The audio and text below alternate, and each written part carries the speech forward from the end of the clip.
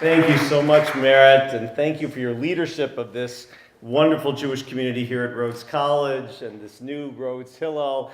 I'm so excited to have you as our very first president of Hillel at Rhodes College.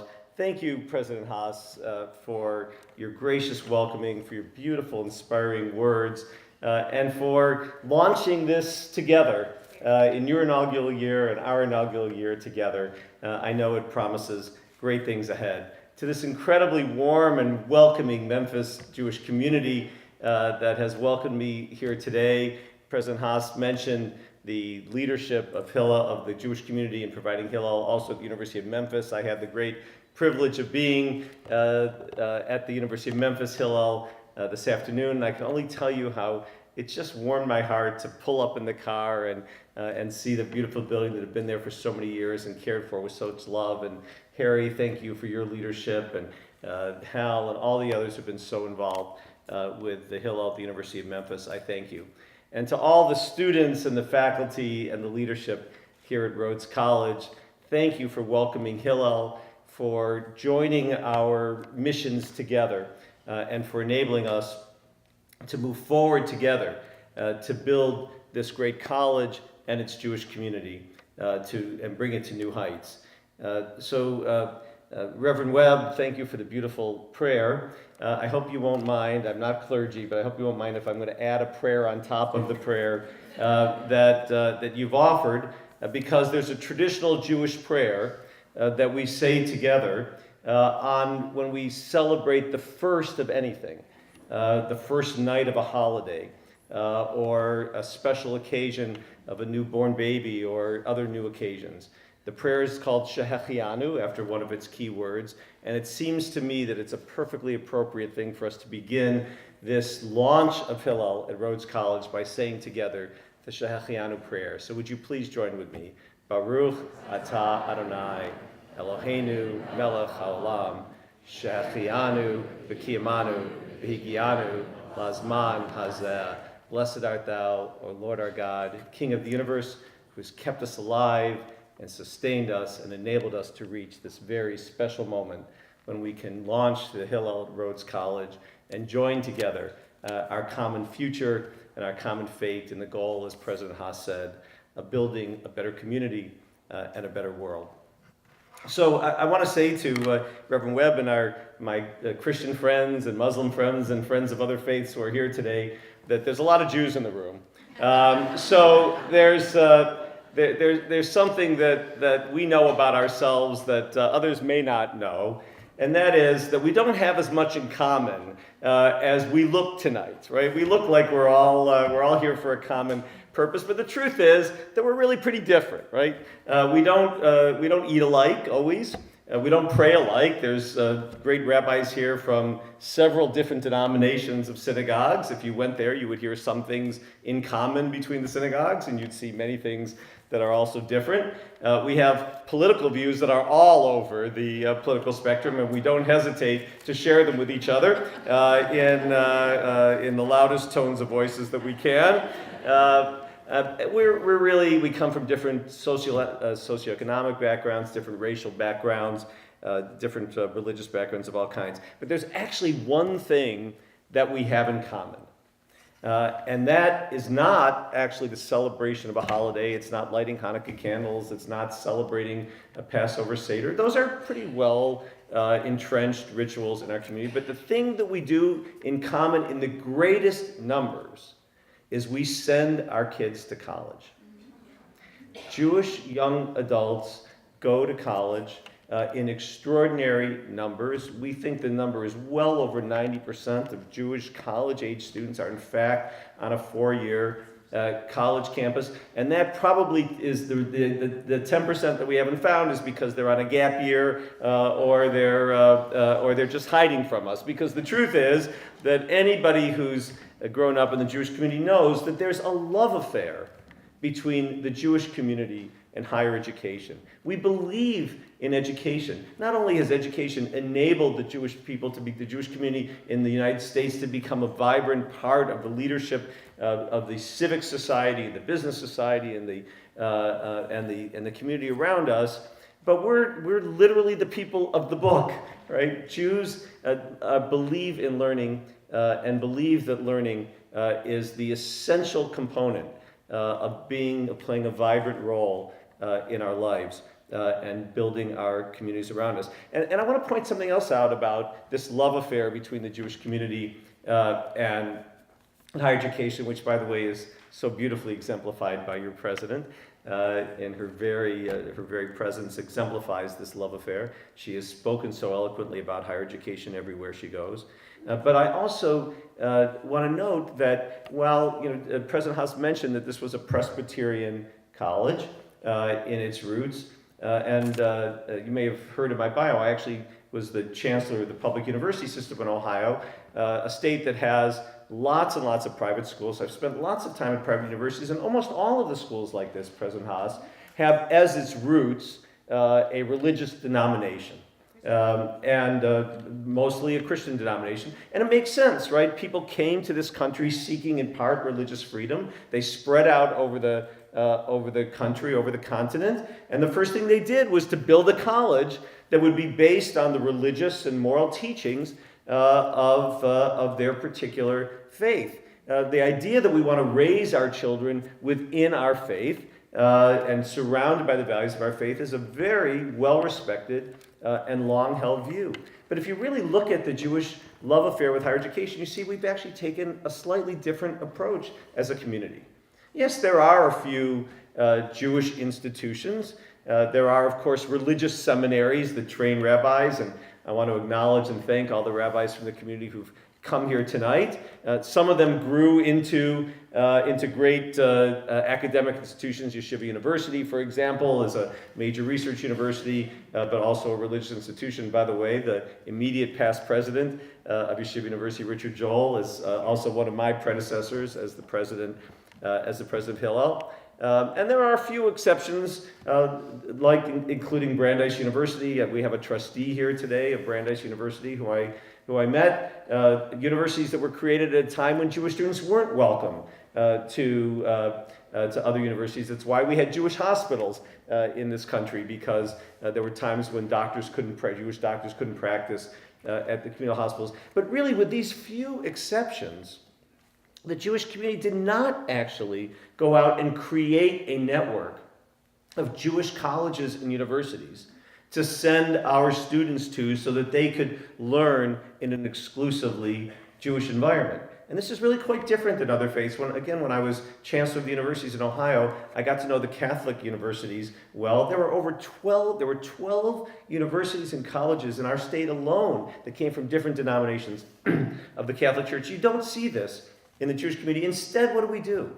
We encourage our students to go out into the world, to go to schools where they're going to meet different kinds of people, where they're going to encounter different ideas, where they're going to immerse themselves in the broader community. Indeed, we encourage them to go to these universities, and once at these universities, we encourage them to reach across denominations and reach across religions, reach across faiths, reach across subject matters and ideas, and become part of the broader community. And so that's why Jewish students are on so many different campuses across North America and indeed across the world, and are playing leadership roles in each of these universities where you find themselves. But even as we as a community encourage our students to go to these wonderful colleges and universities where our young people can encounter all the best ideas and the best people in the world that they can meet. At the same time, we also want them to remain rooted in the Jewish tradition. And that, my friends, is the role of Hillel. To make sure that at whatever school that our students are at, they have the ability to continue to develop as leaders of the Jewish community, to develop spiritually, to develop as community members who are dedicated and see themselves as part of the broader Jewish community. That's why our mission is to inspire every Jewish student to build an enduring commitment to Jewish life, Jewish learning, and Israel. And while Jewish life and Jewish learning in Israel are the important outcomes of this work, what I like to tell people is that the two most important words of the statement I just read to you is every and enduring. Every means every. As I said, we come from all different backgrounds and different places.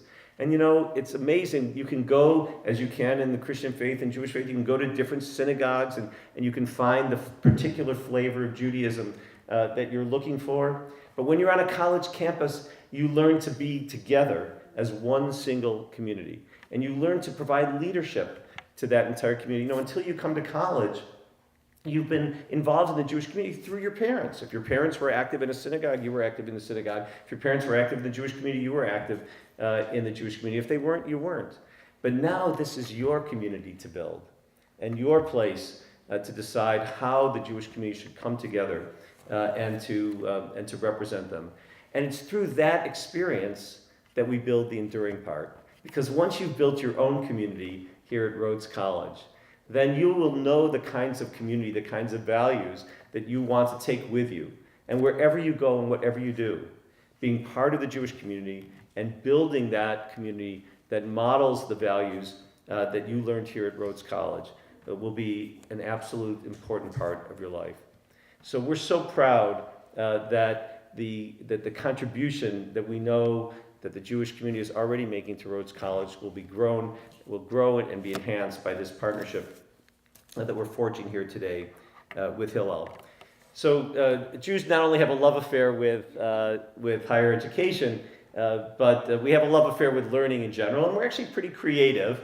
I won't do this in front of so many faculty members and presidents, but one of the things that is true about the college experience is that not everything that you remember or that you learn about college occurs in the classroom.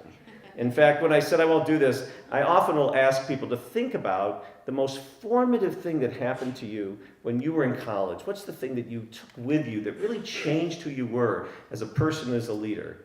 And then ask yourself whether that actually happened in a classroom. Now, I'm not going to do that because you have professors in the room, so I don't want them to see what the numbers are. But I will tell you that in general, the truth is that a large number of us, a large percentage of us, remember as much as we remember anything we learned in a class. We remember leading an issue on campus. We remember the late night conversation in the dorm. We remember the private conversation with our professors about how they became who they were, as much as we remember about the actual experience that we learned or the text that we studied. We call this experiential education, right? Or informal education. It's what's learned by being on campus together as a community. And Jews are exceptionally good at experiential education. After all, what's the Passover Seder, right? It's the retelling. It's an educational experience. It's a ritual that we've devised to retell the story. So one of the great things that Jews do is we all read the same section of the Old Testament, the same section of the Torah every week. You know this, right? It's called the Parsha of the week, the portion of the week. So wherever you go, there's synagogues here representing all the denominations of the Jewish life. Wherever you go on Saturday morning, you will hear the reading of the same section of the Torah. Now, you'll hear it interpreted very differently, right? And they'll even read it perhaps differently. But the same conversation is going on across the world in the Jewish community. And by the way, in the internet age, it is really a vibrant conversation. Go on the internet, plug in the name of this week's reading, and you'll just be able to see a debate of all kinds that's going on. So I just want to mention that it's such an appropriate week that we're having this ceremony, because this week we're reading the culmination of the Exodus story. This week, in the portion of the week that synagogues will be reading, which is called in Hebrew Bishalach, we read the final story of the last week. In last week's reading, the Israelites finally left Egypt. But you remember what happens after they leave, right? That Pharaoh gives chase, and they end up at the Red Sea with the chariots closing in on them. And remember, this is a people that's been enslaved for 400 years, has just been brought out through a miraculous divine intervention, is hoping for freedom, hoping for the best, but sees actually the worst the worst chasing down on them. And so they cry out, of course, to Moses in the Torah portion that we'll read this week. And they say, help us. Why did you bring us out of Egypt to come to this moment where we're about to be slaughtered by Pharaoh and his army? And Moses says to them, don't be afraid. He says, stand firm. He says, Adonai yilachem lachem. He says, God will fight for you. And so you think, well, that's right? God just brought them out of Egypt, and they're helpless, and of course it's God that should fight for them. But what's God's response? God says to Moses in this portion, he says, no. He says, I'm not doing this for you. You have to do this, right? You have to take the first step. God says to Moses, Ma titzchak alai, why do you cry out for me? He says, no, tell the children of Israel to go forward. Daber b'nei Israel vayisau. Go forward. Take that step. And we even have a beautiful story in our Jewish legends, the Midrash, that names the first person who stepped into the Red Sea, Nachshon, right? He had the courage to step first, and indeed, without knowing for sure if the waters were going to part, if they would survive, and he did. So President Hass, I think it's so appropriate because we know as a people, and I know this Rhodes College community knows, that while we believe in spiritual sustenance and we believe in prayer as we have engaged in it here together tonight, that ultimately we know that what really matters is our actions. Right? We have to act. So you're gracious enough to say that the work to already build a Hillel here at Rhodes College had begun. The community had stepped forward. Thank you, Laura, and the leadership, and Michael, the leadership of the Jewish community here. Thank you to my wonderful new colleague, Rabbi Jeremy Simons, who's leading this effort both at the University of Memphis and here. But it also took a leader, Dr. Haas, to say, we're going forward, right? This is the time. This is when it starts. And we were whispering a little bit up here, as speakers tend to do. We get a lot of applications from schools that would like to join the Hillel movement, and we wish we could say yes to everyone, but we simply can't because there's not enough support available locally at the college, in the community, to make it succeed, because I can't wave a magic wand from the international office and make this a success. Only this college with its leadership and this community with its leadership can make this Hillel at Rhodes College a success. So you were Nachshon, you jumped in, you understood the message that we don't wait for others to take care of this for us. We provide the leadership. And I know that's the kind of leadership that is going to come out of the students here at Rhodes College Hillel, that is going to come out of the community, and certainly out of the administration and leadership of Rhodes College. This is the place of courage. This is obviously a place of spiritual passion, and this is a place of great intellectual warmth and depth. And I'm confident that it's going to be a place that's going to attract not just, I've seen the beautiful and incredibly smart Jewish students who I met here tonight already. I've already started to try to recruit them for Hillel fellowships. But I know that as word gets out about this vibrant community, that this is going to be a destination for Jewish students from all over. So let me just conclude with one additional thought. I am, after all, the president of Hillel, and it's in my contract. I'm sure you've got all sorts of things in your contract, President Haas, that you have to comply with. In my contract, it says I can't give a speech without quoting Hillel. Of course, that's a reference to Hillel the Elder, after whom this organization was named, one of the great scholars and teachers of the Jewish tradition. Now, fortunately, this is not a very onerous requirement, because as the rabbis here will tell you, Hillel was pretty prolific. He said a lot of things.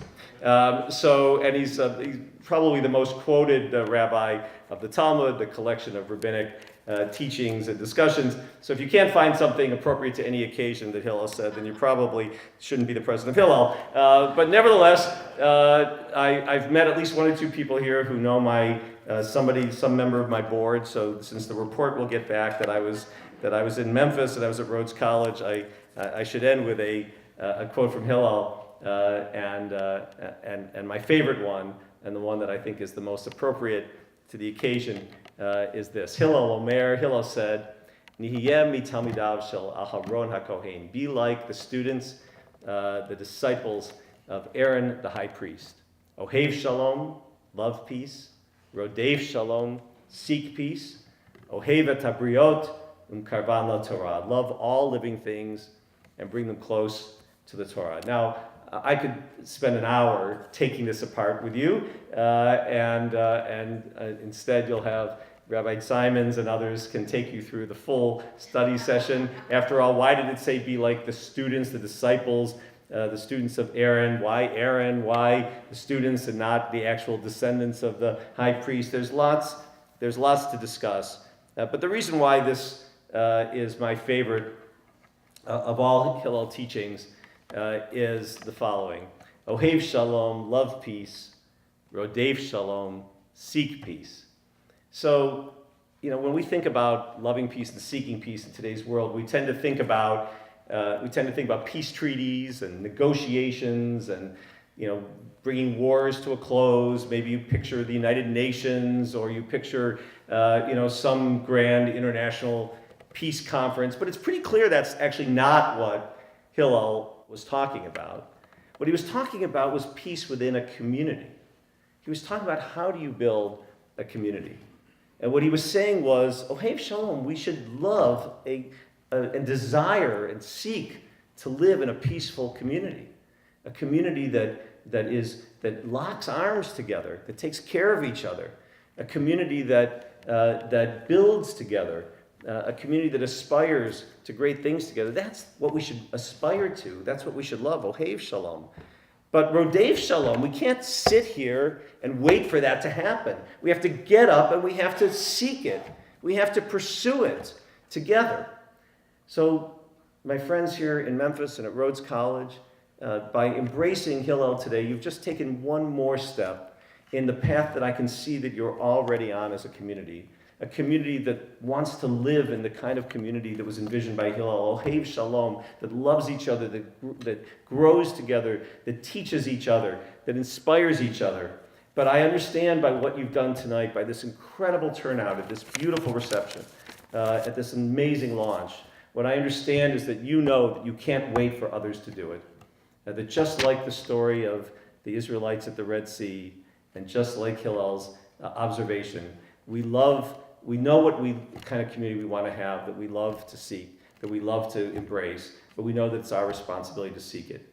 I wish you all the best on behalf of the entire Hillel movement, 600 Hillels strong in 17 countries, all of the student leaders of other Hillels, all of the professionals, all of the lay leaders. We wish you hatzlacha, we wish you great success, and we'll be with you every step of the way, and I can't wait to come back and see the flourishing, growing Hillel at Rhodes College. Thank you so much.